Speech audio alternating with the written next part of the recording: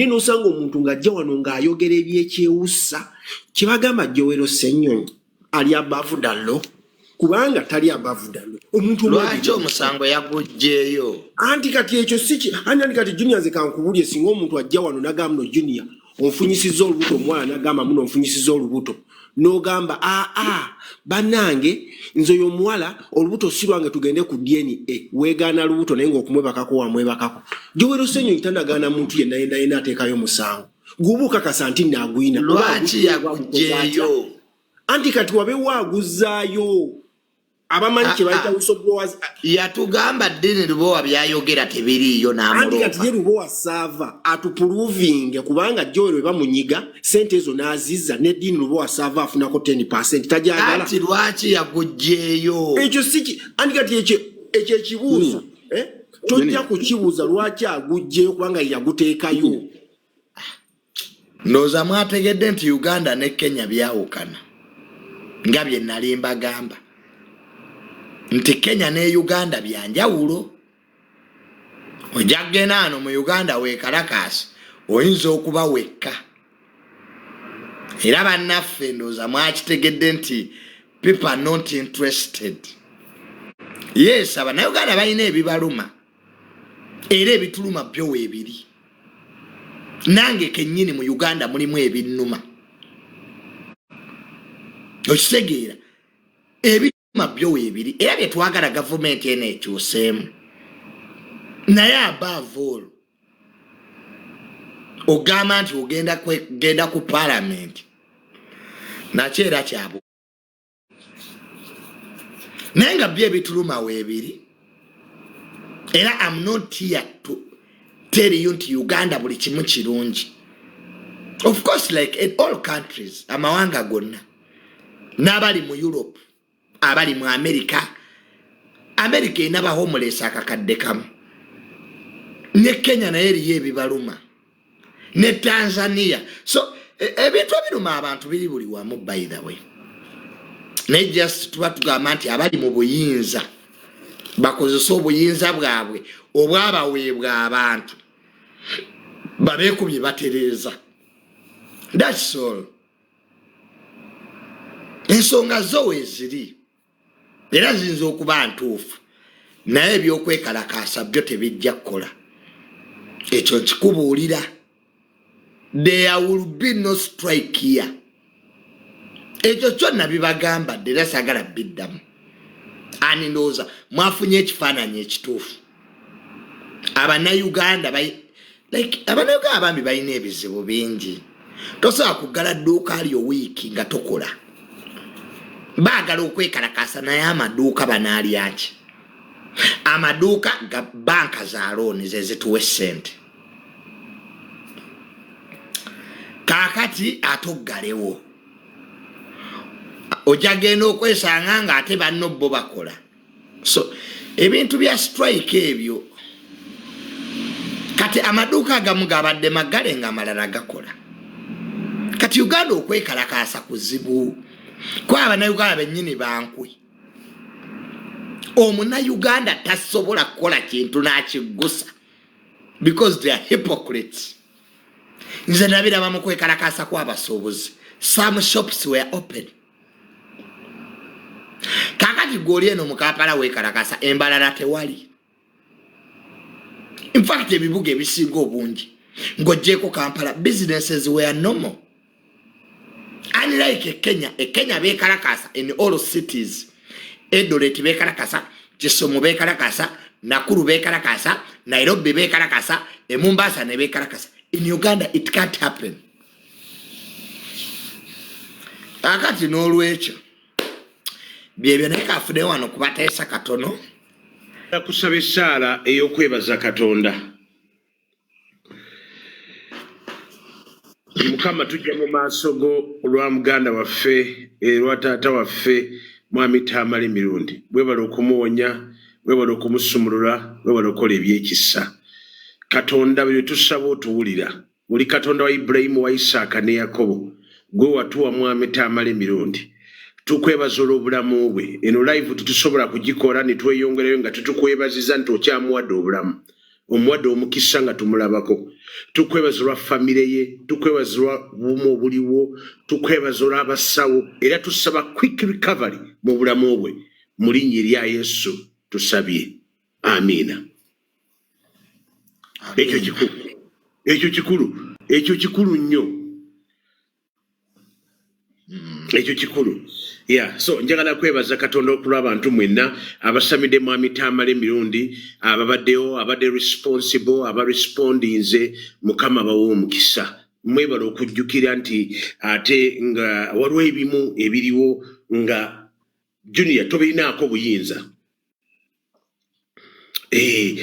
Obulamu ndina omusajja wanamuyita Kuna abadde musajja mugagga alese $5,600,000 nga alina abasawo 9 mu 6 continents nga babaleese wano naye n'abayita mu ngalo.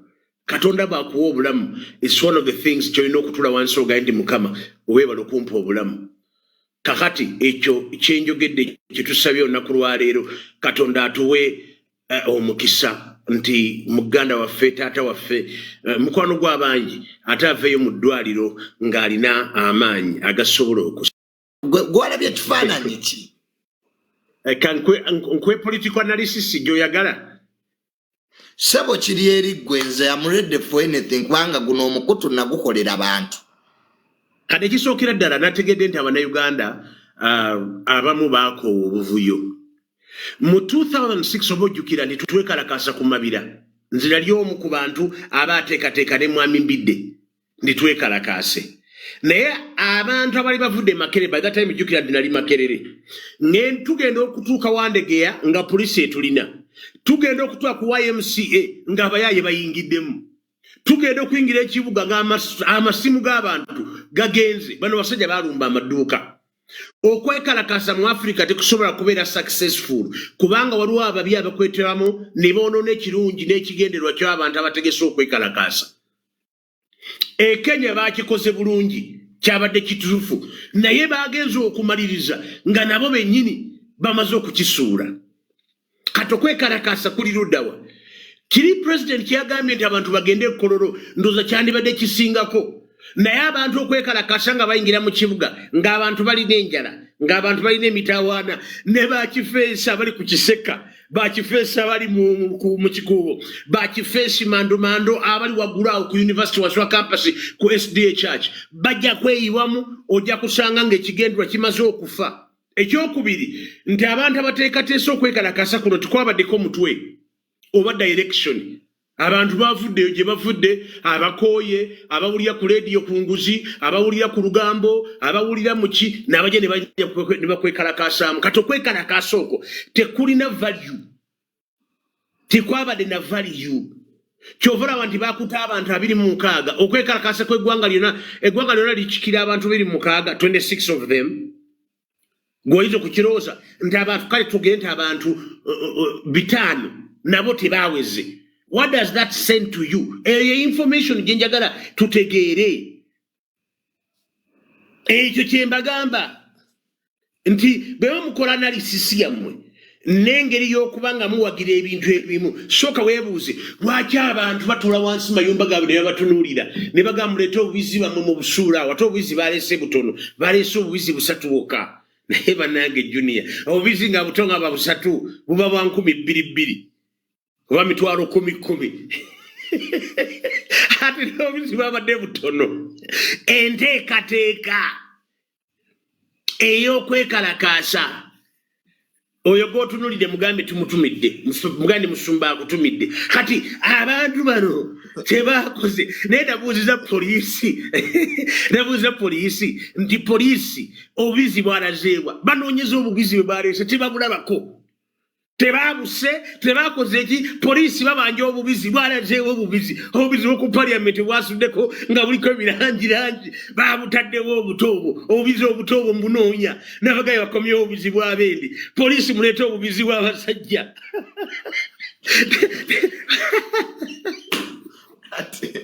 Kati poliisi obubizi eyabututte tebabulabako tebalaba ku bubizi. Naye nga goloosa Uganda ekiikirirwa abantu 5 abantu bakoowu people tired. ekyokubiri luno olutalo obukola analysis Anita Amongi balinga waliwo yasponsorinze aveeyo waliwo omuntu ali emabega wa Anita Amongi kuva kuba speaker gyali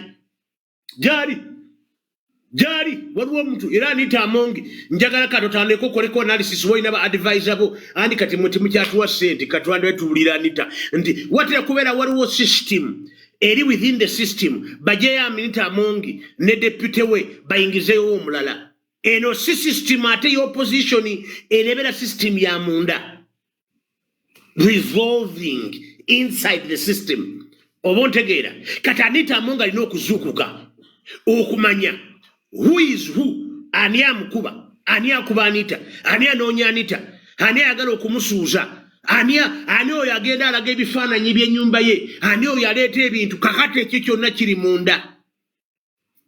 It's not about Anita. It is a smart system, mafia system that is working against Anita Amongi. Kati Anita alina okuba ng'azuukuka n'ategeera nti kati ani amulwanyisa. Number 2, Anita alina okukola kye bayita counter intelligence. Omanyi omuntu era nga talina counter intelligence, you die very early. You must do counter intelligence. No manya nti who is who? Who is working for who? Kakati Bobi Wine ye kyeyakoze yegendedde mu Ekasese ali mu bwindi araba ebisolo talina budde. Ne strike yagambye si yagitegese. Ate ne strike yageganye yagambye nti kubanga yakufunya analysis ne information on the ground nti abantu be tebali involved. N'amanya ekyokubiri kigenda kuddiba. Ate Bannayuganda jjukira okwekalakasa kwabwe balina okufunayo omutwe gwe bagenderako emabega. Ayadiva ku bano abagamba Museveni must go. Museveni is not easy.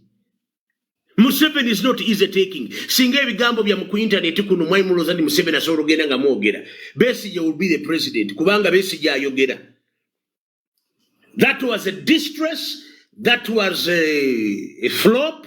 Neba politician abagadde okukikozaako kukikwataganya mbu nabo bakyesimbe kuba balabenga omukulu taliwo ne bagaka bali esho ne bavuga emmotoka bagende ku NUP era bakwate era kya flopinze ekyo kyabalidde basigadde mu firimu bokka alina okukola kye bayita counter intelligence. Number 2, alina okutuula wansaddeyo ku board kati agenze mu recession. Yes. Kati recession eno alina okutula wansi abuuzeko abakola kye bayita investigative analysis. You have to investigate yourself. Bw'oba okola investigative analysis, you investigate yourself, investigate your system, investigate what you want to do. Tokutula saati oyinza okujigira ate nebigiraagira. Oyo omugambye oyo akulyawo brother aba sister omugambye tetya saati ndala eno generation enziza comment kyova naga nti fe twambala black omanyi fe tamali yatutendeka muzita tamali yatutendeka nti when you before the camera you must understand the plain clothes work nakabiri katerezi kyoka kati kya flopinze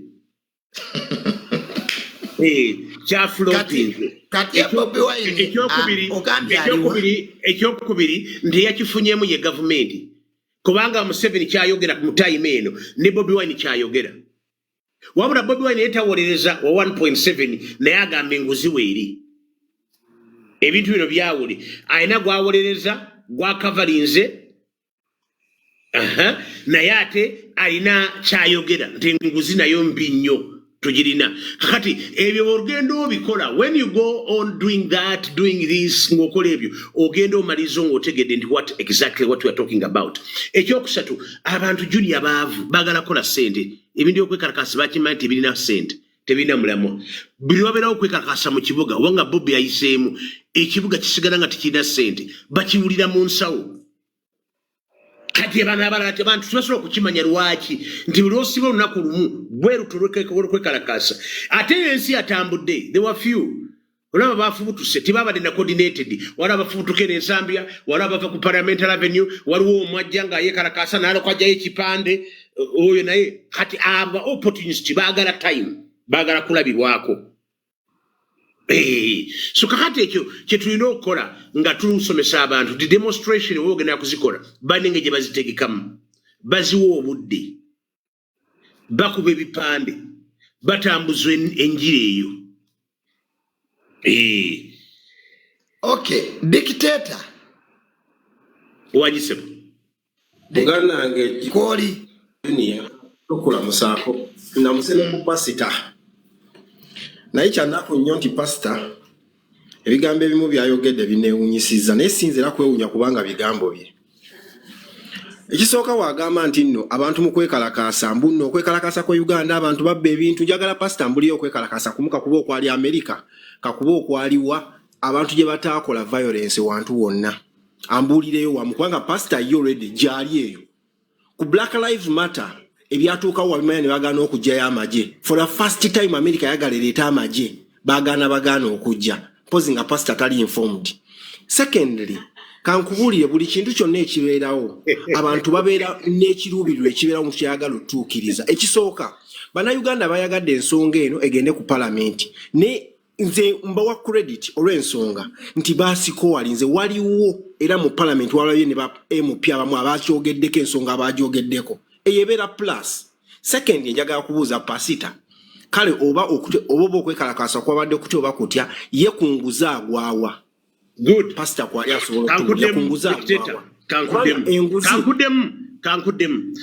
kankudemu era ogenda kwogera ekigambo kyekimu ate nga kyekimu in a different version naye nze kankuyambe ku nsonga eno enguzi message yagenze effect tiyabaddewo ati nabako papasi mu kusookera ddala motive yabwe yabadde message yagenze ani ngamba pastor soko mpulizeemu katono bano motive yabwe yabadde ya kutwala gundi zaabwe zigende ku parliament bazituuseeyo okitegeera government neremesa and also kyalabisiza government ya Mwami 7 double standard agirina abavubuka abeekalakasa ku third sekikubo baatuuka ku parliament bano badde bagenda ate ku parliament bo tebaatuuse. Njagala kubuuza bano bo bakozeseza criteria ki bali eri bo ze balemye otuukiriza ekira pastor tulina okumanya kankikuddemu nedda tokola mboozi kankuddemu bobuuza bali bakozesa criteria ki criteria esookera ddala sekikubo was an individual bano babadde ne national concern gemaanyi gaabwe bano boogera ku parliament dictator bakola ekibuuzo pastor katono nnyo njagala onziremu na kinene ekibuuzo kyogamba banene basoose okwekalakasa ku nguzi tulaba ng'okoko Mwami 7 ng'akola trek around Kampala about corruption ebeera organized by government naye gwe wali otegeddeko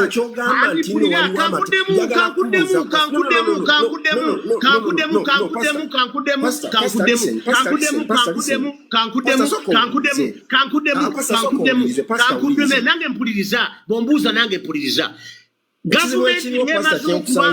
gavumenti byeteekawo biba byabwe tibikwatana ku muntu kati gavumenti bwetegeka wooko anti-corruption mwe mulowooza nti bagikoleddeko bakola kiba kya publicity. Pastor mpulirizamu katono da good communicator teko okubanga osobola owuliriza I have to answer you okujjako ng'oyagala nkuwe time no we are debating here we are debating and the methodology of debate is that when you ask we must answer you methodology dictator the methodology of debate and the principle number 7 egamba nti when you ask we must answer you. No, Pastor, this is not a preaching. This is a debate. Just 1 minute. This is a debate. Pastor, 1 minute. Pastor, bakubuuziza your take about yesterday's strike. Ngwe nojiwa nange wait for mine. Then tulyoke tugende mu question and answer oba tugende mu bibuuzo. Have you ever seen a government ngeteeka tese anti-corruption? Oh my God.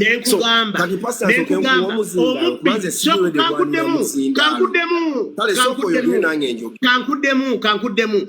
Omubbi tasobola kuteekateeka kintu ng'olowooza nti akola kiki kubanga government be babbi. That's what I'm trying to bring to you. abantu bano abakola abateekateeka okwekalakasa mbu bakola kwekalakasa kwaffe mbu kwa let's walk to Kololo okwo kwe baakola kwabwe kwababbi bennyini ababbi be bategeka goza ababbi baneekweta dikiteeta kyenkuddemu naye gwe tontegeera pastor nze kyemba nensaba osooka ompulirizeeko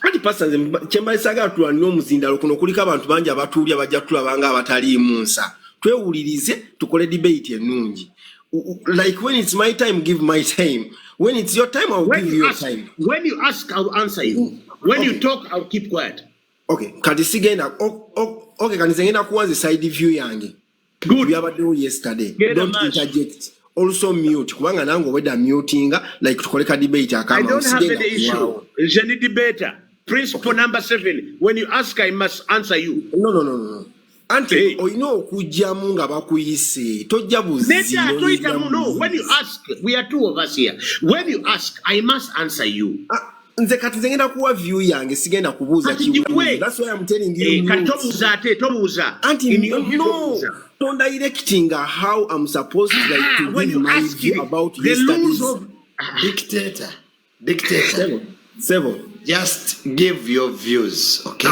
achenjagala nange kyova you start yes okay Junior nze ekintu kyensokera ddala okwebaza bana Uganda kimu nti kyonna ekyabadde oba kyabadde ekikulu kyabadde kyakutuusa message at of which ne government tegigaana ne Mwami Museveni yavaayo of recently n'agamba afunye ne concrete evidence about corruption fena tukimanyi ne corruption bonanza egenda maaso mu parliament bana Uganda kibadde baagala message yatuuse era nalabye ku babaka abasukka mbabiri nga babuuza lwaki kino tebakireeta at least kijje ku floor ya parliament tukidiscussingeko nga bamu bagamba naffe ababaka batuyita abalyake yonna gye tuyita naffe gye tuyita kati ne house ene eweddewo ki egweddemu ekitiibwa ekisooka nze wabadde police 1 twalabye ku bantu be bakwata oli ne police nejo linagamba muntekeko empingu kyabadde peaceful yesterday regarding Pastor Mondo kyabadde agamba mbuno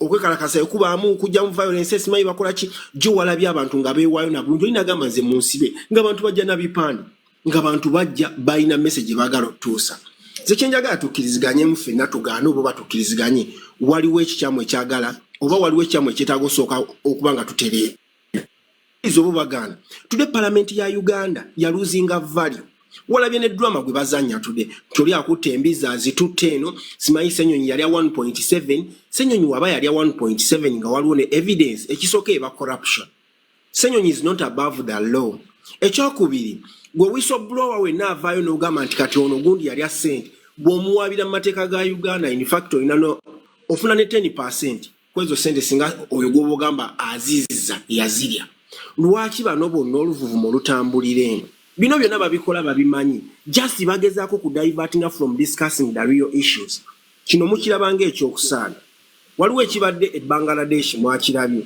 ebintu bitandika ng'ebyokusaaga n'ebye Kenya byatandika nga byakusaaga ne mu nsi endala ezize zibeeramu obuzibu obubula kkiriza gaana bwe tutakkiriza nti waliwo ensobi yeetaaga ottereza one day one time kisoboka okwabika ffenna tewali ajja kuba muwanguzi pasita gweoyogera kubanga wooli oli safe eyo ensi ne gy'olimu tudde baagiteekateeka waliwo abaagiteekateeka ate nayo ku corruption omanyi kyekitegeeza singa bakukwatira mu corruption in fact n'oba weekuusa ku corruption wama pastor 10 ni dictator 0 no ojja kuwa view eneno yange waneno tetuli kwani asinga linda kamalirizo gye so ojja kuwa view so nze kyenjagala tukkirize tugaane tulina okukkiriza nti corruption mbi no matter ani agikozesa kubanga osobola okusanyuka tudde ng'ekuyamba but lweribeera against you osobola okiwuliramu nze kankuulye pastor nze omuntu gwe bali batuteeka ettaka naye singa nange saayinaayoko ku bantu besobola kukubira amasimu kubanga niyali alite naye teyali mwangu kati ensi bwefuuka yaani alina ani gw'alina okukubira walabako situation eyali emuyenga nga Kirumira aleeta jeno n'omulala n'aleeta jeno so singa omu yali talinawo gw'aleeta w'amaanyi kitegeeza omu teyandifunye bwenkanya tulwanirire Uganda ffena gye tusobola okweyagaliramu no matter the status gy'olimu kyetwandibadde tusanyukira tudde ekiri e Sudan zombi eyo mambuko bo byo maserengeta tiwali omuntu akiyagaliramu bw'otunya ekiri mu Sudani ya Bashir today oba baguwagira Dahalo oba bawagira Burhani oba ani tewali today musanyufu nansi kikyegera mu maaso ekiri today mu Libya namwe mukimanyi ensi bwezityo bwezidobonkana kubanga ebintu ebimatali nga tujja ne tubibuusa amaaso olw'okuba tuba tulina ebitono ffe bye tufunayo but later alone ffe nakisobola ffenna okutunnyika awamu ensi ya America yetawaanya ensi ezo. Anthony, behave like a mature person. Osanga abantu a discussion. First listen. Junior yogera ku 1.7 billion. Beit osoka wuliriza. Junior yogera ku 1.7 billion. Kiteke. Onosoka wulirize.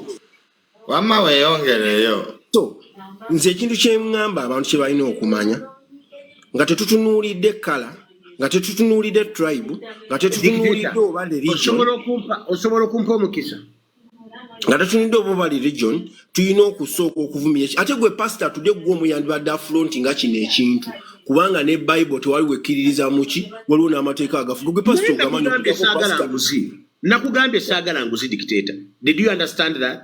Ati ngamba ne message watandise nayo ine ngeji wakikubiridde ngolinga alaga nti bano kibabaddeko kyabudde kikyamu. Dictator, you must have the whole truth. I support people who went to do what they did, but the organization was wrong. And we must have skills. We must have ourselves. Lwaki mutambula mu kibuga ng'ogamba Anita must go. Listen to me. When your focus focuses on Anita, it becomes a personal problem. Anita. Pastor nkoze submission yange si mentioninze ku linnya lya muntu. Ababadde bekakasanga bagamba. No. Anita must go. No. Dictator, listen also to me. Also listen to me. The people who are doing the demonstration were saying Anita must go. Okay. Anita must go. When Pastor, you Pastor, what was saying? What was saying?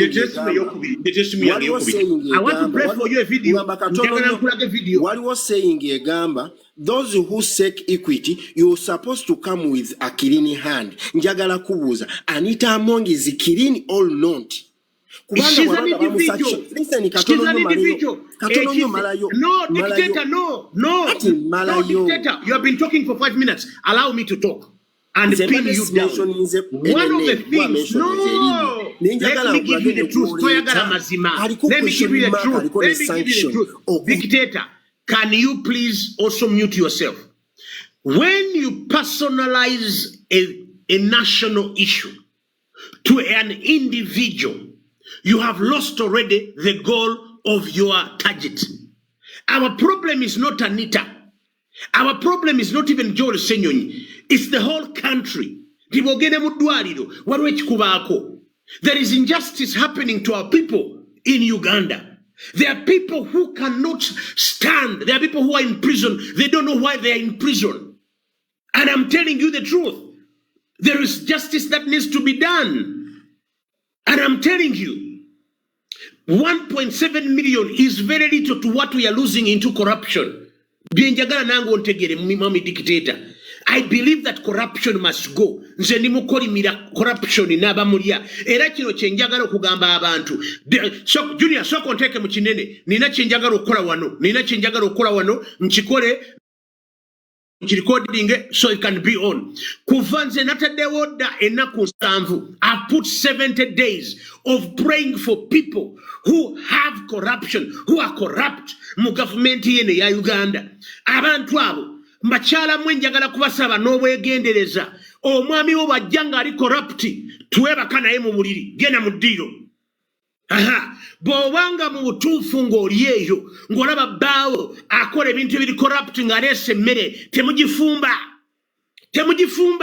temugirya kubanga eriko ekikolimo eriko ssente eriko omusaayi mudduke amakanisa nga yita abasumba nti abantu bano biri service biri pastor biri reverend buli bishop buli cardinal mbasaba nti muneegatteko tukolimire abalyake bano ebintu bye bakwata ebintu bye balidde ebintu bye batambula nabyo mu linnya lya Yesu. Corruption must be out of our country.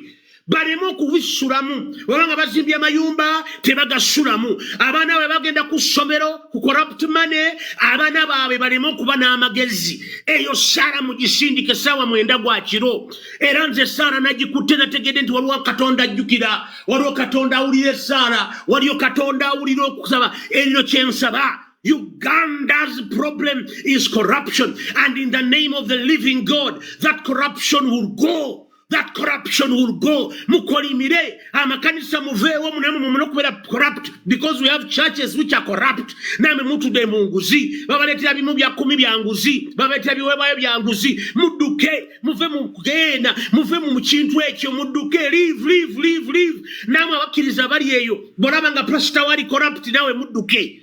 Duka. There is corruption in church. There is corruption in the government. There is corruption in the hospital. God, we are tired of corruption. We are tired of our nation having corruption. Mukama nabagawasa abantu enguzi. They are doing injustice. Waliwo abantu abalwanyisa enguzi naye nabo nga bali anguzi. Waliwo abalwanyisa enguzi naye nga batta abantu abali innocenti. Nabo Mukama abakwate. Katonda wa Ibrahimu abakwate. Katonda wa Isaaka tumukoola. Katonda yateekawo boda za Uganda. Lord, save us from corrupt people. Lord, save us from people who are stealing our money. Lord, those stealing drugs. Abasawo abatwala eddagala lyaffe ery'emulago ne balitwala mu makliniki gaabwe. Mukama eddwaliro ne lisigala nga terina bantu. Nabo tubakolimira. We curse you. Tubakolimira. Tukolimira abantu abo. Tukolimira abasawo abo ababba ssente za Uganda. Mubba amalwaliro tubakolimira. Abantu baffe bafa. Abantu baffe balya. Abakazi bafiira mu leba nga balina mu malwaliro. You people, enough is enough. Our God is a living God. Nkowola kadino semwogerere. Bishop semwogerere. Sewe Lubaga nkukowola. Musabisi yo. Ng'omusumba mondo. Nga mutabanyi wogomanyi. Sebo nkusaba. Aba Kings Christ the King bakowola. Mwogere ku corruption.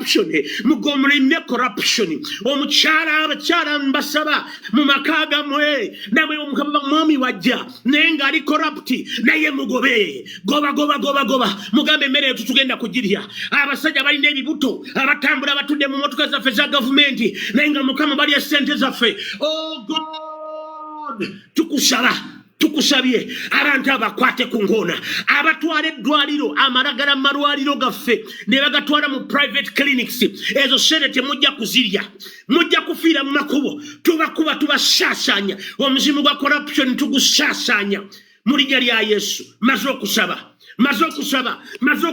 ekinsabisiza Junior sikiraba nsabye buli aliwo n'agambe nti amina. Tusaba Katonda waffe tuwe omuntu alina amaanyi. Corruption in schools, corruption waba headmaster, corruption mu basomesa, corruption bili wantu wona weeri efufutuke efulume Uganda mu linnya lya Yesu. That is my resolution. Junior nsaba eddakiika ntono mu kinene nange. Ekisookera ddala Junior, Pastor mwebaza olw'essaala ate naye annyambye akondeminze corruption. Naye njagala kujjukiza Pastor nti muliyo life ebintu ebimu ku bikyasingidde ddala okuleeta kiguumaaza mu nsi kuliko eddiini. Reason being, Junior kankubuulire ne bw'ogenda mu ddwaliro abasawo kasita batuuka ne bakugamba nti nno kati ggwe weetaaga ssaala baba balemeddwa. Ekikwatagana ne corruption essaala tugyagala. Nange sala njagala sigivumirira naye mbadde ndowooza pastor okuva yagambe bekikwatako bakitinga accordingire ku corruption. Corruption teyeetaaga kusabira eveewo. Junior tulina more than thousands of churches mu ggwanga lya Uganda. Ffe abakyasinza ebizibu Katonda tatwagala. Mu Africa wano ffe abakyasinza okumanya eddiini. Ffe abakyasinza ebizibu Katonda tatwagala. Siwakanya basaba munkwate bulungi era siwakanya dini z'abantu. Naye waliwo ensonga ezeetaaga okwakitinga accordingly in different way ng'ogyeko ebyessaala. Mwami Museveni yabikola, yagenda n'atuuka gye yali bazimbye ekkolero lya radio mu COVID. Bw'ataazisangawo yagamba ababbye ssente zino mbakwasiza Mukama Katonda. Kitegeeza nga naye alemeddwa. naye ng'abo yali abaali bakoze kampani eyo abamanyi, abaali bakiwomeyo omutwe abamanyi.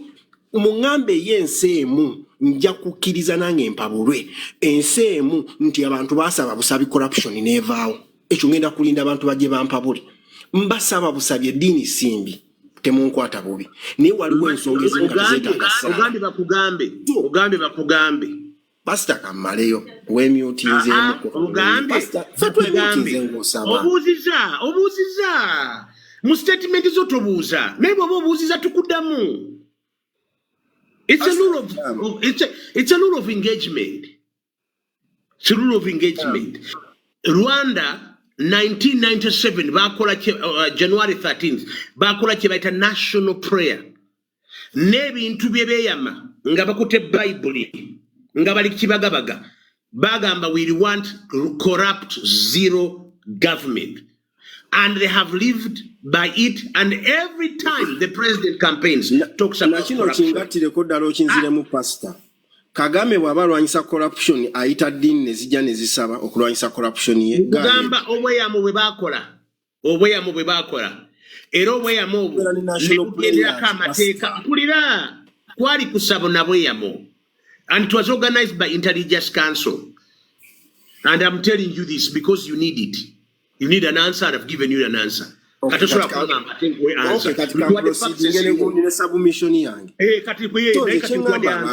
Chengamba abantu bamanyi nti amazima essa tonafuya kusaba sikunafuyiza sikunafuyiza era ngambye pasita lwakulabika ndoza tompuliriza nkugambye nti essala sigiwakanya naye waliwo ebintu ebimu ng'essala si yegenda obikolako. Pasita corruption newe tunaasaba newe tukera ku makya ne tusaba Monday to Monday. Essala tejjaawo corruption. Nkugambye mu Africa fe e Uganda wokka mu Kampala wokka tulina more than thousands of churches. Ebizibu byakenderako abantu basaba. Nendako Lord Mayor Damos Ndeke invite wano. Lord Mayor invite yongirabe ne Damos Ndeke nkuteekeko wano. Genda maaso. So kyensaba abantu bamanye mbasaba ku corruption. Corruption kiringanga omuntu wanaja naga nti waliwo ekirwadde ekiguddewo COVID yajja. Amadini gaaliwo n'eri byali birina okukolebwa okugyawo COVID bye baakola naye nga n'essala tebagisudde naye tojja kuŋŋamba mbuno tusabire busabi nga pasita bw'akoze nti corruption egende tesobola. Mbagambye buli mwaka tubeera national prayer mu ggwanga lya Uganda. Buli mwaka tubeera nakyo. Ompayiriza sisabe busabi ngambye nkunza abantu abakyala eka nti omwami bw'ajja nga alina senza corruption sula mu ddiiro. Naye tegere nti nabo tuyagala corruption. Njogere nti bwe mumala mu masinzizo omukuba nga batambula mubaviire babenge kyetere mubazire. Pastor nange kampumbe wumbe n'abalala bateeseeko ekintu kyengenda okuba nga mpumbawumba nakyo tulina okukoppa kubanga bw'oba oyagala okubaako w'otuuka olina okukoppa kwakusingako si gwe gw'osingako. Tusooke tutunuulire ku bantu abamu be twegomba. Uganda tuleeta embeeta nnyo ne China ku nsonga ya corruption egikwata etya. Tutunulire ku nsi ezimu kubanga bw'oba oyagala okubaako w'otuuka mu life olina kwekwata kwakusingako kubanga bw'onaafuna gwe gw'osingako kitegeeza tojja muvinga. Tubeeko ebintu ebimu bye tukoppa naye tuba tetukoppye byonna. Tubeeko bye tukoppa tuleete. Nze nabagambye ekintu tusooke tukijje mu kala, tusooke tukijje mu religion, tusooke tukijje mu tribe nga tugamba twagala kutereeza nsi yaffe. Bwe tunaatambuza enjiri ey'osooka otereeza ensi ey'awamu nga tetutunuulidde ebyo bintu tugambe nti ekibi no mata akikoze obaani ekibi tujja tereeza. Ne bwe tunaatandika okuwumbirira ng'amateeka ga Museveni we gali selective. Today gali selective. Lero abagala ogenda nga bayitawo on behalf of NRM ne ku parliament batuuka. Abajja abalala nga bagala yitawo tebatuuka. Nzi teyandibadde n'amateeka nga gali selective. Etteeka lyandibadde teeka ekyandibaddewo kyandibaddewo nga kino kirina kubaawo. So nze nkubiriza bannayuganda tusooke tuteeke bino byonna bye tukkiririzaamu ebbali tugambe nti ekibi kizze ffenna kijja tulyanga namujinga tukirwanyise kiveewo tulyoke tudde mu kala zaffe tudde mu tribe zaffe tudde mu religion zaffe. So nze ngenda kumaliza nga mbagamba yenna anaalowooza nti nno essaala egenda tugenda kusaba oba tugenda kuddawo twogere bwogezi nti bannange enguzi nga tewali kutekinga action mbabuulira tujja byogera paka Uganda ejja kufuuka. Nze sitambulira ku EAC by the way. no sitambya yasenagami Ssenyonyi abanga ngamba pastor omusango gwa Ssenyonyi guli mu court sinza kudiscuss nga kiri mu court mukama kume kubanga pastor ngamba muno tutegede jogwa tutegede kati jogwa tutegede jogwa Junior sababu tutangaze omusango guli mu court gukirizibwa ko discuss wako naye njagala nafo tuwo mukisa yeah Pastor nsonga ya Ssenyonyi ojogera coach. Dr. cha Mwami Ssenyonyi, of course you are proved guilty when you're guilty. Rande soa kumusali ya msango, nti yabba. Naye ngenze mpulira mbu 1.7 zayingira mu nsawo ye. Nange mbawa amagezi. Ntabalina proof mugirete eya 1.7. Ebe esobola kubanga eyingirawo. That is number 1. Number 2, bwasangibwa nti naye Mutufu Ssenyonyi yali 1.7 nagabana ne gangu lidinda wagalagundi ne bagabana wa Dambulida nga sene zagwera wa Dambulida Ssenyonyi omanyi nze ndi mukwano go naye ku kya corruption nange ndinga mukamaawo tetukwatagana naye babanga kintu sente wazifuna Pastor nga sente zagwera wani wa Dambulida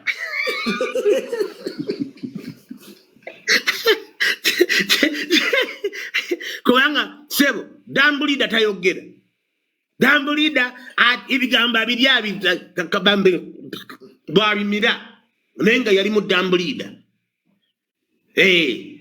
mbu he removed the case from the court waro abade bagenda kuleta akazito kati yasensinze tekintu kino Ssenyonyi lwaki yajjeyo omusango andi kati kino kyazeewo wave Ssenyonyi must go kuno kwekalakasa kwabadde kukatize kankubulireko okwekalakasa kuno kwabadde event ya kujjawo 1.7 mweti mwakitegedde omanyi mwebadda eno wave yokubakwata bajja kubajjayo bajja kubasasula Dambulida baveeyo umujja analysis njimanyi 1.7 ebadde erumye 1.7 ebadde kaala 1.7 ebadde twala lopu kade baita okwekalakasa kwenguzi naye kubekalakasa teyayogera ku kyoli abana Uganda bebase yali agamba Ssenyonyi must go must go Ssenyonyi must go wala walabeko n'ekipande katuba yagujje mu kooti kitegeeza ki yatuwadde analysis kumanyi kati Dambulida wa Dambuloko taita sobola alinga atambula ayigala kubaka seba alikasesa alambula bisoro mwemuloza tabali kulali balambula amazzi gali agabuguma agali eri egundi tuweko John sebo gwaliko neyanziza nnyo neyanzeege mukulu Junior ebigambo byonna mbiwulidde in fact kantandikire ku mukulu dictator nze nsobi tugezaako nze nganze nene nyanganze ekizimbe kya parliament tekirina buzibu wabula betwateekayo be bayina obuzibu era tuyina kumakinga nga tugenda mu maka gaabwe singa Abannayuganda twekolamu omulimu nga tumakinga tugenda mu maka gaabo betwasindikayo batubuulire kitegeeza be baali badde abasaale mu ebyo naye ate tumakinga tugenda ku kizimbe ekitalina mugaso parliament batuulayo buki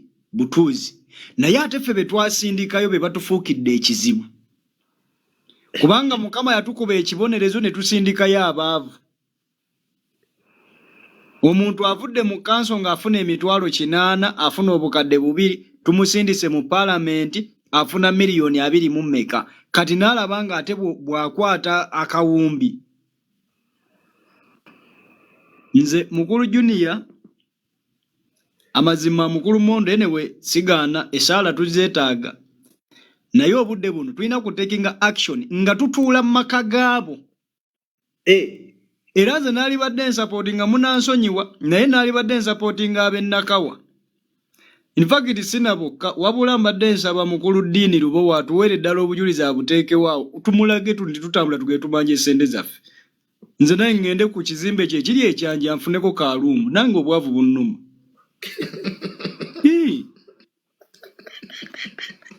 Kuba nange abange gye basomera ngoddawa ngende nze nyina ku machinga nga ngenda walani.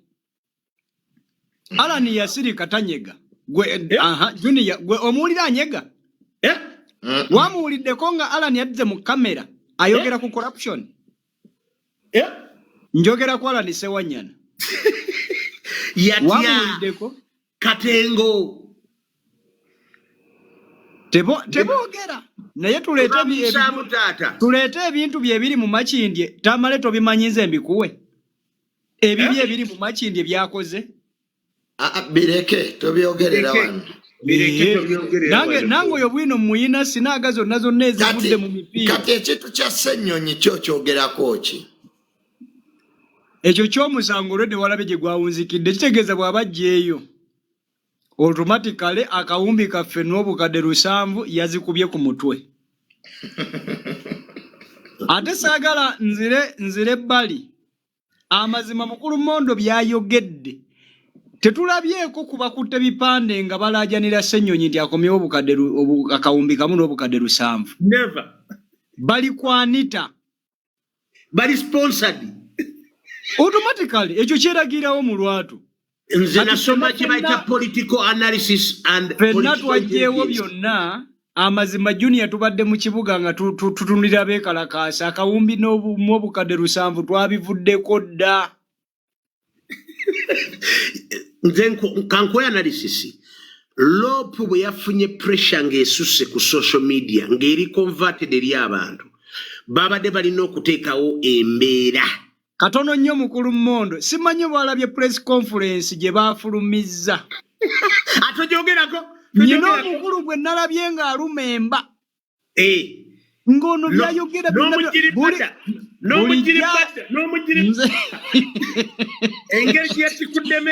bulijjo ayogera ng'ayogeza maanyi naye yabadde nga ne kamera ate ogitunula mu maaso agenkaliriza kubanga yabadde awulira obuswavu. Bano tebawulira. Amazima ga Katonda ali mu ggulu luzira ate egenda kujjula abantu abo.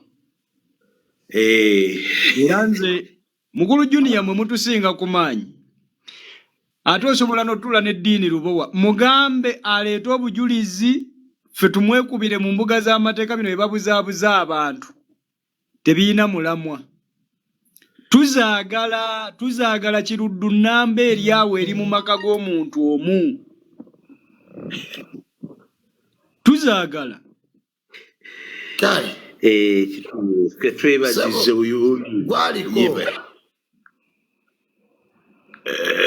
genze Anthony yagenze mu kacyayi mujjeeko bitwogera tibimukwatako musibye mutiya bannaye mwenna Kashaw boys kakati nze mukulu Junior woyogera ku kintu kya mukulu Ssennyonyi nsobola okusimba naawe mabega neŋŋamba nti mukulu Junior abuuza oli waddembe okubuuza newe tukwatagana ku Pastor Mondo n'abasigadde abalaba tembeete ekintu ekyo ekibuuzo kye tubuuza kiri kimu emabega kawo Junior nga mwesoboddeyo muli ku social media mubuuza ku mpuuga Pastor Mondo n'abasigadde egundi gye baali batambuza aliye nti kati Bobi Wine awala na mpuuga taagala kulya naye nga naye bulijjo alya n'empuuga aliye kitegeeza kye twogera kiri bwe kiti senga ne Ssennyonyi Bobi Wine yasoose omugoba era senga Pastor Mondo ali tiimu Ssennyonyi okitegeera nga wabadde tiimu mpuuga kankati wobanga obuuza kino nti tewalabye awanika kipande kiriko 1 billion simayi 1 billion and 7 bikoze bitya Pastor Mondo wabaddewa oba toyinayo bantu bo basobola kuwanika bipande ebyo gwoli mu mativu ne wobanga okasandi Ssennyonyi yali enguzi oli mu mativu nakyo kubuuza uliriza soko mpulirize Pastor Mondo bedogera nga nange ndi wano nsirise ekibuzo kya kiri kimu nti olibuuza kati njaa kubikuddamu ulinda ko n'amalizo genda kunziramu ekibuzo kiri kimu oli mu mativu ne corruption eri mu Uganda no era nti gwe waliwo yaganya okugenda weekalakaasa nti Ssennyonyi yali enguzi ffe tetuliko ng'aba NUP tetugaana bantu bavudde okuyimira ne bagamba nti Ssennyonyi yalya ekyokubiri obanga omusango gwavuddeyo Dini Lubowa Sava yalina obujulizi yalina buli kimu ekyo Dini Lubowa Sava teyajja kulabisa Ssenyonyi yajja kumukuba kumuteeka kutakera waweyewera yeke nyini waddembe katogenda mu kooti awaabire gundi kuba ne Dini muna Uganda awaabire gundi okulya enguzi alina obujulizi yamanyi buli kimu amanya abagabana naye waddembe ogenda omuwaabira tuve mwono propaganda imbasiba kineno mwenna abagamba nti Joel Ssenyonyi nga mumukuba senga Bobwani yasoso mugobe ekibiina nga kyamugobye senga mwenna muli tiimu Ssenyonyi era nga mutandika kuvuma kibiina mbu bo nabo bali abikibi kyo kitegeera netamala emirundi wavaayo n'ayogera ensi esobola muwuliriza kuba ne kumpuuga yayimirira emabega n'agamba nti corruption nedda sebo Pastor Mondo netamala emirundi wavaayo n'ayogera Pastor Mondo waliyo n'abalala be baasiba aba NRM abaali enguzi sebo oli luddawo okutugambira ku bantu abo kale kankuddemu ndowooza Kasawo boys neyanziza ebigambo biringa bibiri gundi okugyayo keesi n'agamba nti agijja agimusjowins ye gye yawaaba kitegeeza nti ayina kye yawulidde nti bwe kivaayo kyandimuka mu vi ate yandibanga tagenda kubeera na luupu bamutwalirawo butereevu ekyokusatu waliwo understanding between the state ne Ssenyonyi era Ssenyonyi tulimanya nga amaze okujeema okukola ebintu ebimu that is number one Ssenyonyi baba alowooza nti mutuufu let him restate the case against Sava that is number one. Number two, corruption. I don't believe in corruption. We must condemn corruption to the last hour. We must put corruption to the wall. We must put corruption where it belongs. Muntu yena ali enguzi atte eggwanga lyaffe aserebya alaga kizampe nkyamu eri abaana abato. That is my answer to you.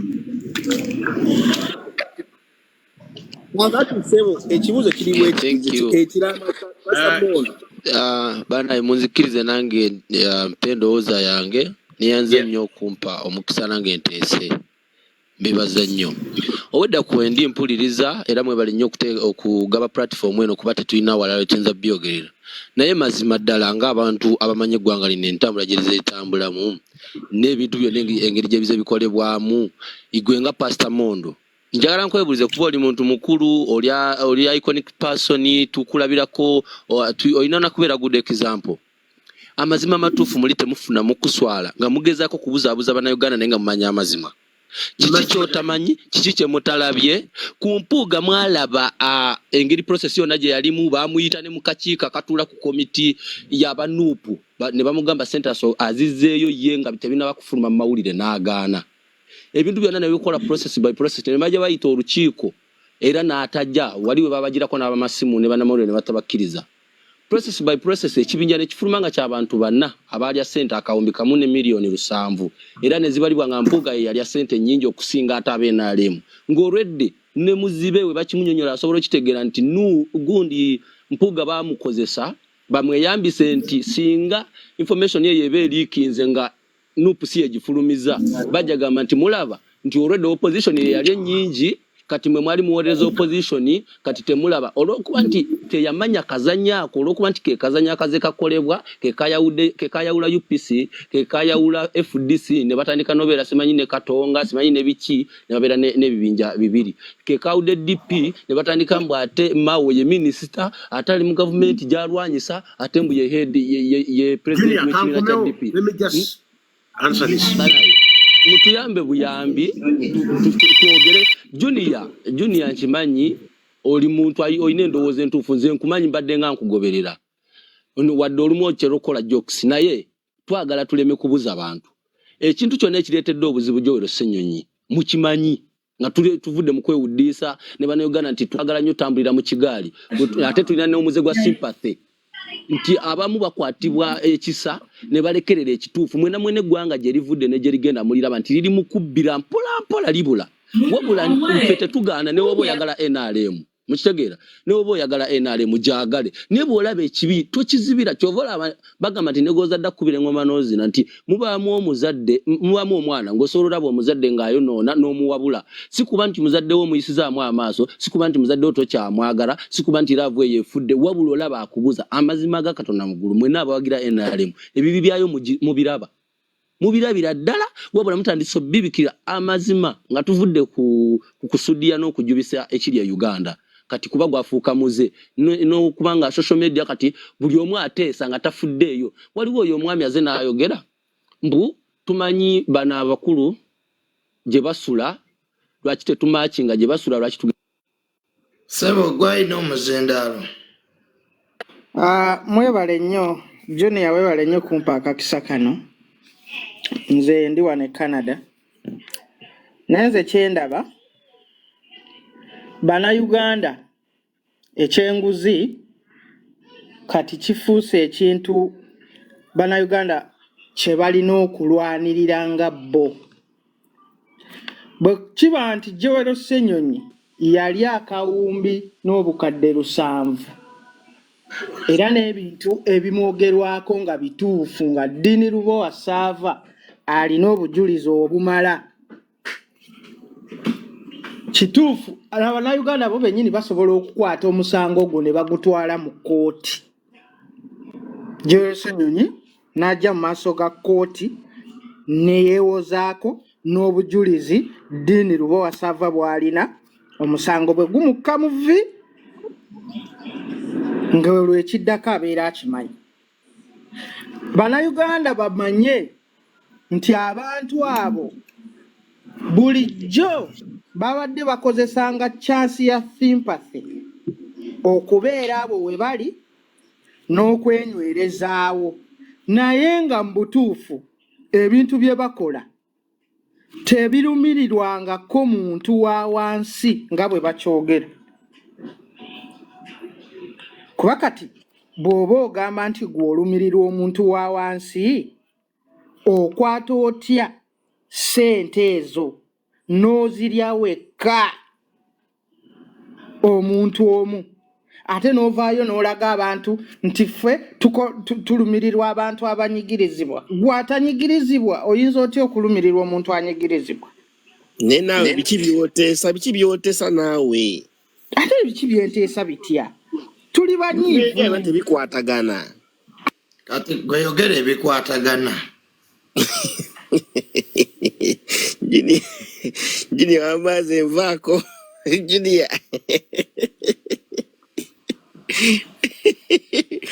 Kala agende maaso. Wenno yasamira mulyadda wampanga ku ssente kati tokyampa. Junior okubira essimu ng'ovudde ku live eno okubira ku ssimu. Essimu yo yabula. Pozi nzikusomere wano. Kakusomere essimu yange mpe ku ssente nsooka osineko ebinyu. Oba ku live ngenda kukubira essimu. Oba ku live ngenda kukubira essimu. Nkubira essimu yo sikyalina ssente oli eyo oseka busesi. Awuko uli nja kukubira essimu nja kukubira. Oyagala bikazi birina mabi nabyo katobeeramu. Naye naawe. Bayi kankujje nako.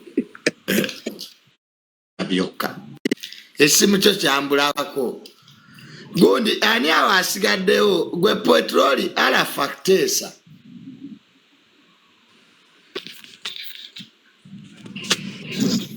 Yes, Junior mbalamusizza. Kakati nze ebigambo byange bibiri oba kimu. Kyenazudde mu bantu ba Nuupu bo baagala kulabisa.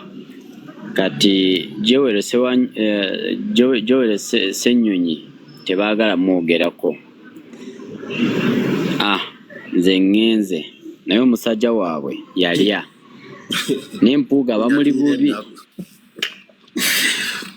Wabula tulina ennaku Junior. MC wa Bobi Wine ogamba ki?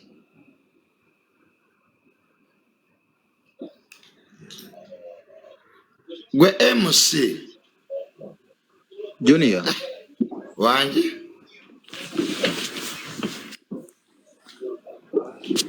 Junior tukuwulira teesa. Manyi Junior kansoke njogeremu kwa dakiika nga ziizo. Junior kyanaku nnyo nti Pastor Mondo avudde agenda. Nimbadde omayisa aganye okwogera ku muntu nga taliiwo oluusi ayinza olowooza nti omuntu amukonjera. Pastor Mondo alina ebintu byayogedde ne neewuunya n'abantu abamu abazze ku eno live. Abamu simanyi bayida wate sijja kubavuluga tetutegerera ku levels ezimu bye baasoma si bye twasoma. Naye Junior omuntu yenna nga ategeera ng'akimanyi nti Joel Ssenyonyi tali above than law. Bw'aba yalya 1.7 eba nnene n'abaasoma ku Whistleblowers Act nayo yennyini nga bakimanyi nti gwe n'owabira buwabizi gwe nga individual Ssenyonyi n'omuwabira mu kooti osobola okufunako gye bayita 10% singa gumusinga nazza ssente ezo. Naye n'osanga omuntu ng'ajja wano ng'ayogera ebyekyewussa kye bagamba Joel Ssenyonyi ali above than law kubanga tali above than law. Omuntu lwaki omusango yaguggyeyo? Anti kati ekyo siki ani kati Junior ze kankubulye singa omuntu ajja wano n'agamba no Junior onfunyisizza olubuto omwana n'agamba muno onfunyisizza olubuto n'ogamba bannange nze oyo omuwala olubuto si lwange tugende ku DNA weegaana lubuto naye ng'okumwebakako wamwebakako. Joel Ssenyonyi tanagaana muntu yenna yenna ateekayo musango gubuuka kasa nti naaguyina. Lwaki yaguggyeyo? Anti kati wabe waaguzaayo abamanyi kye bayita whistleblowers. Yatugamba Dini Lubowa byayogera tebiriiyo n'amuloopa. Anti kati ye Lubowa saava atupuluvinge kubanga Joel we bamunyiga sente ezo n'azizza ne Dini Lubowa saava afunako 10% tajagala. Anti lwaki yaguggyeyo? Ekyo siki anti kati ekyo ekibuuzo tojja kukibuuza lwaki aguggyeyo kubanga yaguteekayo. Okisegeera Junior wanje Junior osiibye otesebo bulungi. Junior nzize nkugoberera ebbanga n'olwaliro mbaddeawo in the evening nendaba vidiyo yo ng'oli ne Kasuku. Kumanyi ng'omuntu w'omugezi bw'oba osaze okubeera mugezi bw'oba osaze okubeera kukola katembe lw'omukola like osobola okufuna ekintu kyonna n'osula ekyolusaago. Naye to be honest ku ntegerayo Junior wasoma otegera bulungi nnyo. Manyi oli mugezi bw'oba osazeewo okubeera mugezi ddala oli serious ddala olaba ddala ngezi n'ensonga ze tuliko Dini saava zaaliko ali serious olaba byayogera biinako obuyino omuntu avuya wano n'avuya wali n'avuya wano n'avuya wali tetusobola kunenya Joel okugyayo omusango guli omusango yagenda n'aguwaaba waddemba okugugyayo nga nawe bw'osobola okuwaaba n'oluzinga interest mu musango olw'ensonga olina ebibalo byo mu maaso olina programs ezigenda okusiba mu kooti nga weewuba mu kooti. Ekyo kitegeerekeka. Tetulina buzibu na saava agenda atwala omusango. Kino kiriko kubeera wa NRM basi wa NRM. Kino kitegereyo n'omwana ayonka. Ate manyi ku mazima matu naawe. Ayina ensonga ze gwe muwaabire. Ayina ensonga ze gwe muwaabire ogambe nti walya. You see, saagala twogere nga bawagizi. When we make analysis tetuli wano kusupportinga omanyi obuzibu bwe muyina mwagala nnyo okusupportinga abantu even where wolabira ddala nga tewali makulu.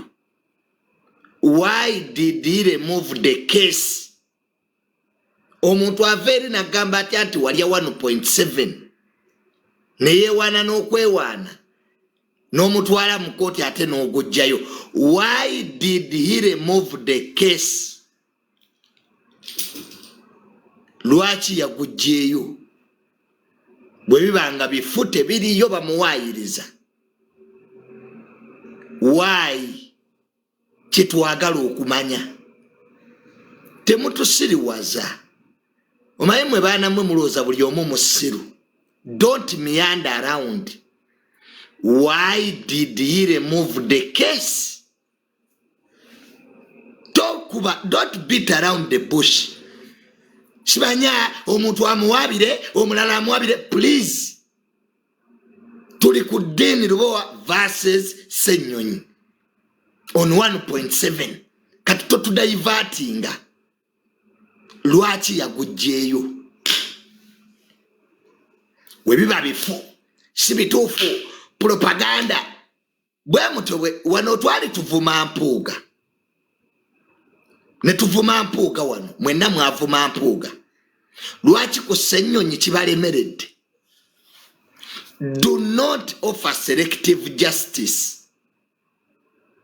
Abanayugamba manyi mwagala nnyo offeringa selective justice ku Ssenyonyi lwaki kibalemeredde wemba mulwanisa nguzi. Bino si bya propaganda. Mpuuga ye mwali mumukuba yo teyali propaganda. Kooti kye yasalira Mpuuga omusango. Which court? Which court made Mpuuga guilty? Tell me where the judge sat. Mbwe bya Mpuuga byali bitegerekeka si ku ntegeerayo kooti kye yamusalira. The same path we used okuba Mpuuga, it is the same path we should use okuba Ssenyonyi. Byonna bifaanagana yonna nguzi. Naye kati ku Ssenyonyi mwebuzaabuza. Ku Mpuuga mwayogeza maanyi mwayanguwa mangu. Kooti kye yagumusalira nti Mpuuga muli wanguzi. Lwaki kooti yasalira Mpuuga si yesalira Ssenyonyi? Mwe tetuli basiru. Mpuuga evidence yaliwa. Evidence ya Mpuuga yaliwa. Where was the evidence? Kyekubuziza stop double standards. Mpuuga teri mulamuzi. Mbo ebya Ssenyonyi tulinde kooti, ebya Mpuuga twalinda kooti. Twalinda kooti.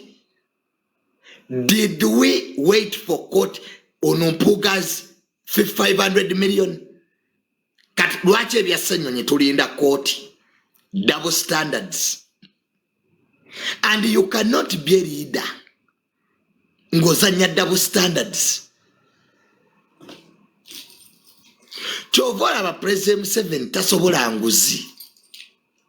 Kwa taina gwago bataina gwaleka. That's it. Chovanga President 7 cannot fight corruption because he can't chase or remove anybody. Kakati sebo lwaki ku Mpuuga mukuba nnyo ku Ssenyonyi ne musirika. NUP mulya sente and everybody knows you eat money. Abasinga obungi mu NUP muli bambega ba government. You are working for the state. Everybody knows. Eyo yonna strike yabaddewo. 80% of people were arrested as state agents. Animals abantu basiru. There is a lot of money in opposition yawo. Nemuli ya sente, abantu kati batandise ozuukuka. Omanyi mwali mwa opposition yawo yali yazimba ekintu. Nti ne bw'oyogera ebituufu oyo propaganda biki mwakuba Mpuuga wano. Ku Ssenyonyi musirise. 1.7 billion. Mbudini Lubowa byayogera tabitegeeza. Why don't you take him to court? Bwaba Dini Lubowa byayogera tebiri mu magezi lwaki tebumulopa mu kooti? Mbu Ssenyonyi tasobola ne Mpuuga tasobola. Era Mpuuga twamuvubira bwerere. Bwe muba Ssenyonyi abbye ebbiliyoni emu temusobola mugambako. Abanupu muli bafere. Mulya sente za gavumenti. Era abasinga obungi be bakutte mu strike eno bambega. Ng'olaba musajja kuba ba poliisi gwe genda obakube. Genda okole Zaake byakola. Who doesn't know that Tata wa Zaake yasinga sente Metiana? Who doesn't know that Zaake's dad is a friend to the president? Who doesn't know? Zaake kiki atakoze? Gwe genda obikole byakola. Otomera abasirikale. These boys, bana abavubuka, they're just wasting your time. Nabaga Museveni akyatufuga. Ate nga akyaliko. Those boys, ye Mpuuga yagenda na bitaano. Ssenyonyi alina kawumbi. Ate gwe muganda wa Bobi Wine gwe. chairman Nyanzi chairman we NRM anti chechikwisa chairman Nyanzi koli chairman we NRM. Be careful. Mwazirianga chiro olunaku lwe muliteeka kamera ku State House nabagamba eri ababaka abambala gomesi ne balaba Museveni ekiro mu gomesi n'enkondo ne besiga ne lipstick up. Those idiots. Nzo olunaku lwe nasanga ababaka ba Nupu mu gomesi nga bali mu State House ekiro nava mu opposition. Those boys byambala gomesi ne biraba Museveni ekiro gwegende ekiro sawa 8 ku State House Nakasero olabe primezi yingira was opposition. You are wasting time. Tovranga no flopping birayot bya floppies. Every Uganda now knows opposition yedine government bazanya katemba. And those who are arrested are going to get bail. Era Bobi Wine ali alaba bisolo. Mutabani wa Bobi Wine ali wa Solomon nga mu struggle talimu. Ba MP abana bamwe baliwa we ba struggle nonji. Why don't you put your kids in the strike? Bakazi bamwe mbalekawo. You fake everybody is stupid. MPs who are striking, where are your children? Abana ba Bobi Wine baliwa principal. Mubera omusiri wala busiri wazi. These people are with the president eating money. Abana kumwabage mwe muchafa nange nabirimu. Ize Junior nyizo kuddamu okugamba firimu 7. Ebyo byalumbuye. Abantu bali mu kulya nsimbi. Ebyobufuzi mulimo. Politics is a job. Me, son of Mirundi, to go and I strike over these MPs who are eating money.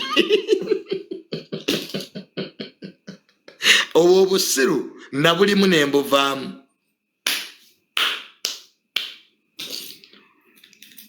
Gwe abantu bali mu kulya sente. Ebya struggle mye ebyo byagwadda. Bobi Wine ali muzanya film. Njali azanya film. Ono zake tata we asinga obugagga emitiyana. Senyonyi yali akawumbi. Nope, you are eating money. But mulye.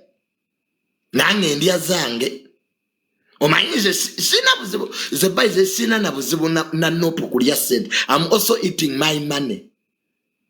Era fena government yezitua. Let us clap for Museveni. And Museveni twagala okwebaza. That the way you are feeding the opposition money is the same way we are eating. Kakati golirawa. Where do you eat from? Mubereyo mulimo kwasamirira isiba Museveni aragawa gobola with these idiots abali wano mbo opposition leader. To oppose who here? Do you not even know gwabaita opposition leader? Omuntu nava ewuwe n'atambula walaba kamera nga bamukwata. Go try to in the strike yabadde ya drama. People could move from their homes. Whenever they see camera people, they are arrested. Eyo strike wajirabawo eya mawulire. Where people are arrested in the camera. They come from their homes walking. Nga police tebaliko. As long as when they reach camera, they are arrested. This was drama. Tekwabadde kwe kalakasa. Yabadde drama. People are making news. And they are going to be given bail. Because they are working for the state. Oyo muvubuka Mighty Family nga bamusibira wagobola. Chimbega cha government ekiwedde emirimu. Oyo mwana yabbanda we yaza Bobi Wine oyo.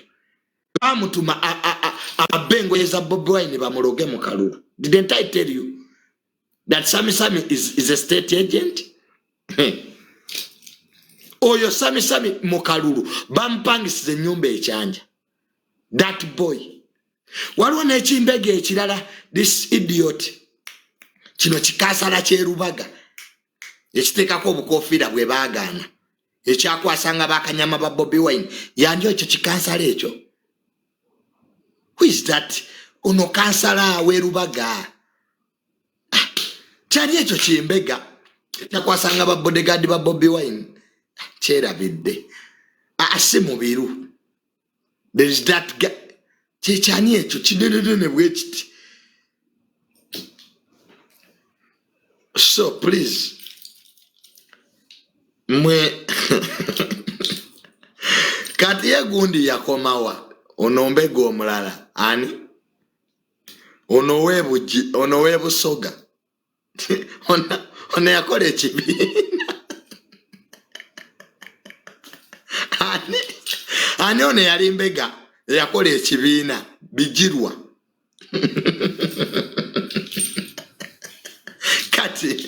kati Bijirwa ebyokubega wabivaamu obokyabi choka these boys nze ntunuulira abali mu opposition, but I laugh at you anyway. Kale nga maliriza Ssaabasajja Kabaka yakomyewo Nnyinansi Magulu Nnyondo Musota Nantawetwa yamaze nadda oluvannyuma lwa Namibia okumutiisatiisa omudipotinga. Jokire eggwanga lya Namibia lyagamba nti Ssaabasajja Kabaka ennaku ze bwe ziggwaako bajja mu deportinga. So Ssaabasajja Kabaka yakomyewo mu Uganda. Kati bulijjo abamubuuza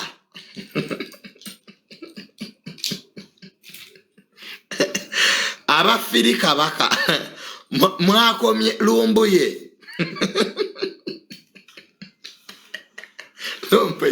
Lumbi atugamba nti Kabaka bamuwamba.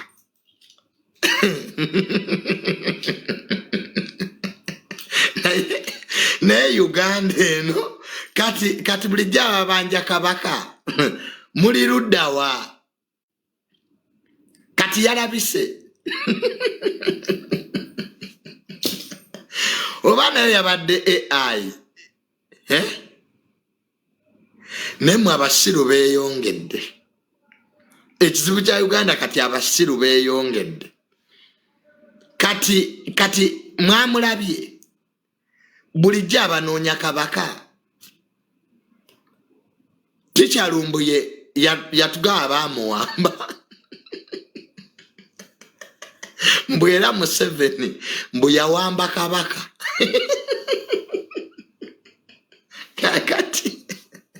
Kakati byakomawa Umaru Kiseka bulijjo gwasinga okwasama by'otamanyi. And let me tell you boys, mwe bavubuka mmwe, you are looking for likes and shares.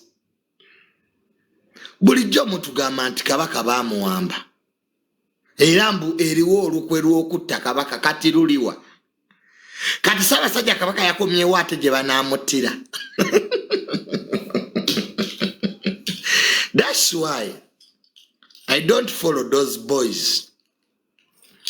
Abo basimanya Umaru Kiseka. They are just making noise. Tebalina byakola. Neno osanga abasiru nga babagobe.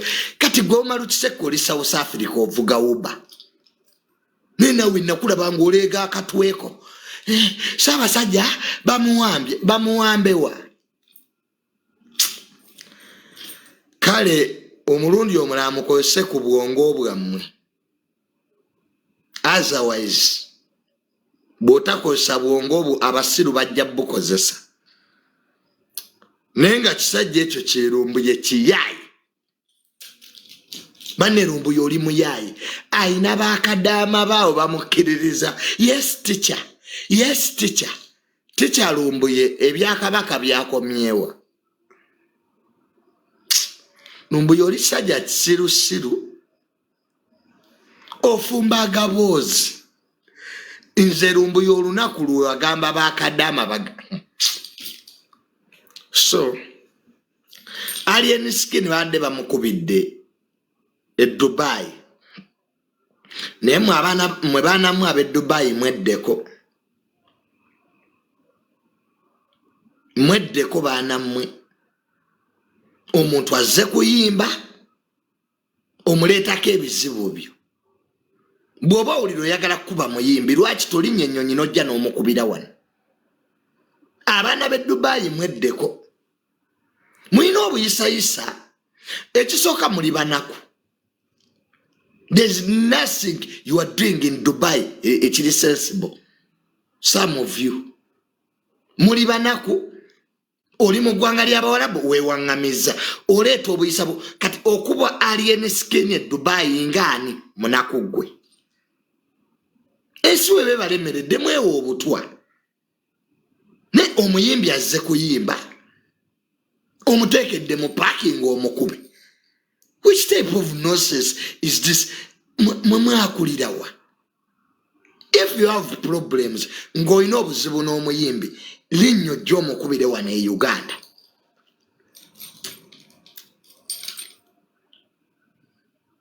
Kamanyiro na mpisa mbi. Mulimba mweddeko. Nze nali e Dubai eyo. Nabalaba embeera gye mulimu. Not good.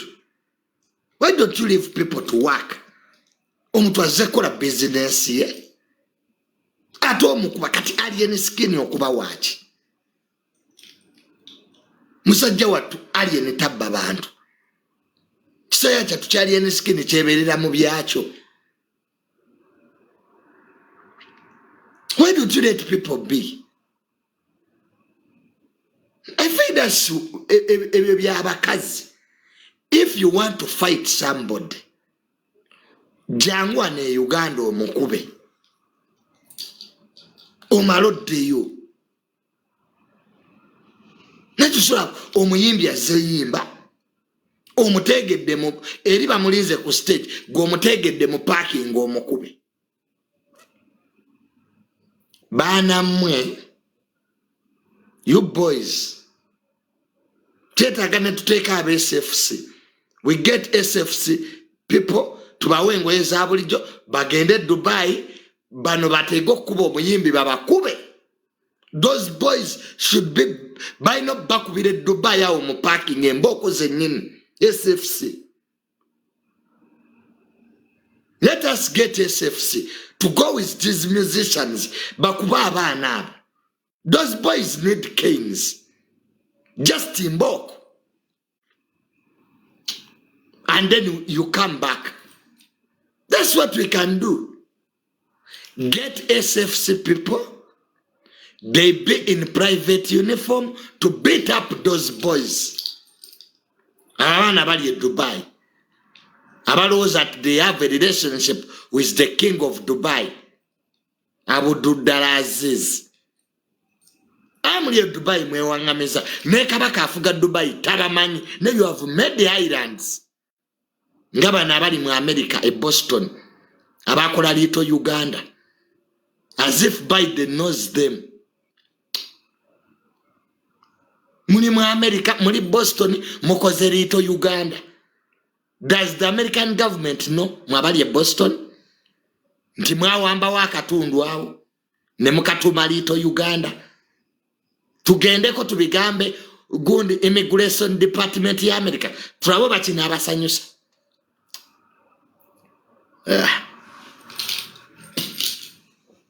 Senyonyi, with due respect, za sente zaffe. Senyonyi ye sente azizze. Nga tetunabagamba tulumbe parliament, tusooke tulumbe Senyonyi. Ati tuli ku free corruption. Ne Senyonyi naye tumufiriyinge. Senyonyi za sente zaffe. Free corruption. Senyonyi bring back our money. n'oli eddwaliro bisekezi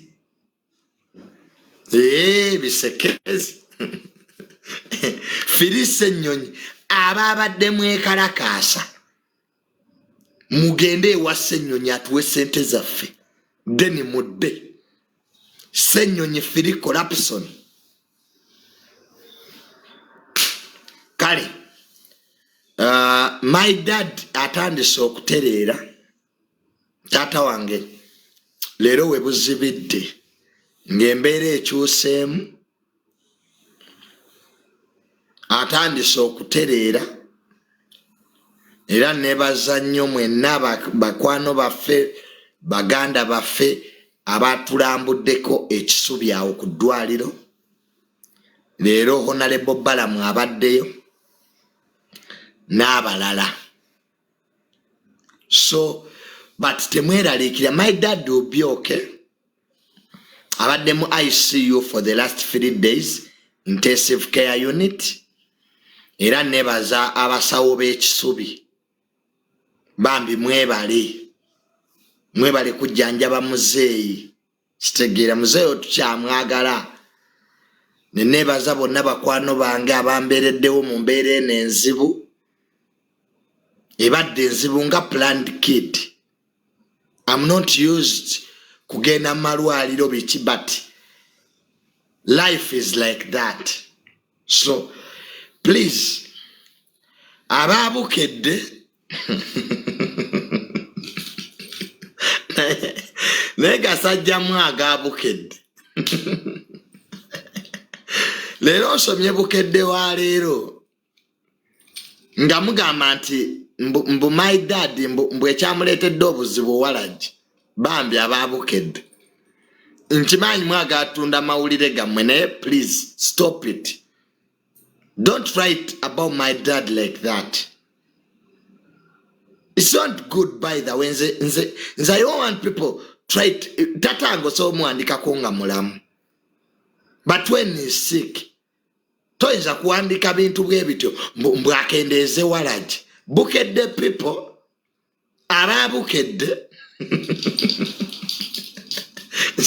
Nze sina buzibu na stories zamwe naye bya Waragi byo mu bijjemu bukedde sina buzibu nammwe naye bya Waragi mbu Waragi mbu yamwokya ekibumba. Who told you?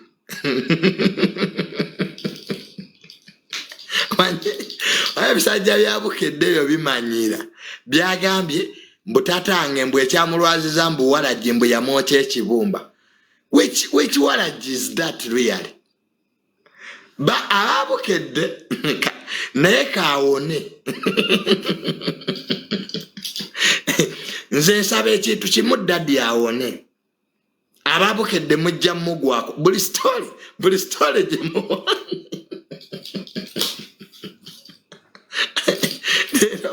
Leero daddy mbadde naye ne mulaga bukedde nga mumulumiriza omwenge oba mwabagumugulira naye kaawone bukedde.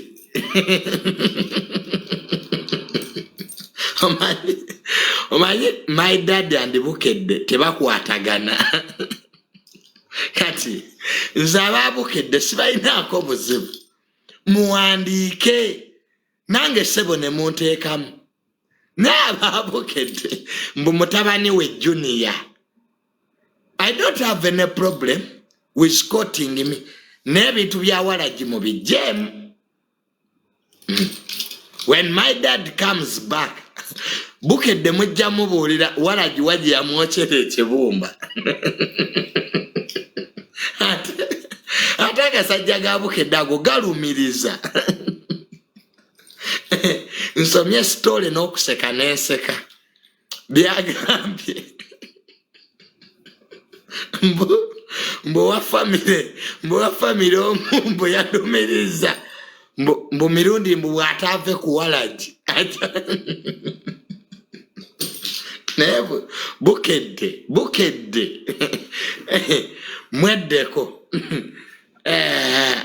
kati kati mulyoko mutundirako mawulire gammwe ababukedde n'abagenze temunteekamu mwe muwandiike bye mwagala naye nze temunteekamu naye bwadda so ajja kudda bambi Junior cheche muluma ate siri musawo kati nze atali musawo ate mbabulire ebimuluma ne mawulire tikikkirizibwa. We don't discuss people's ebibaluma kitegedde siri musawo walaji oba anwanwe obadde agala anwe nkali. You wanted him to drink urine. Omuntu walwala mboyo walaji kati wadde agala anwe nkali. Leave the man to be. Lwaki temunenya bakola mwenge? Why don't you blame the people who make beer and you blame the recipients? Kale KFC emuluma yalwala KFC abantu n'engambo era oyo mwenge gwamukebedeko n'ogusangamu yo baddo yagala anwe nkali walaji bakola waki tuleke nammwe era nze nange mwatandise Junior bw'otaakendeeze mwenge nze sijja gukendeeza. Lero omuntu asanze nwakatta skylight kwe Junior naawe otandise obadde oyagala nnweki